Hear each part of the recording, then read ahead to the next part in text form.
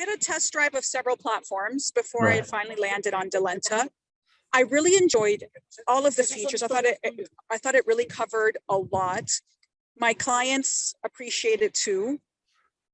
As a matter of fact, with the exception of one client, all of mine have been from outside of the area where I live. So it's been really helpful to have the scheduling, to have it be in their time zone, in my time zone, all of the reminders. So that's been super helpful. I really like the feature of being able to offer courses, which is something that I hope to work for. That's a goal of mine, is in the midterm to be able to offer courses on there, either synchronous, like through group coaching, or just something that people can purchase and watch on their own.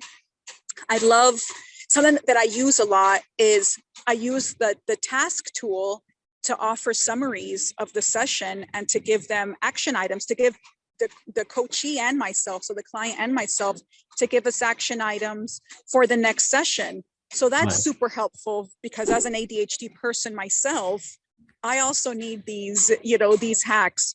So for me, Delenta has been great because it has a really user-friendly interface. So something that I saw with other platforms that I liked and they were nice in other ways, this was simple for me to get set up. It was simple for me to integrate. So it let me focus on the things that I needed to focus on.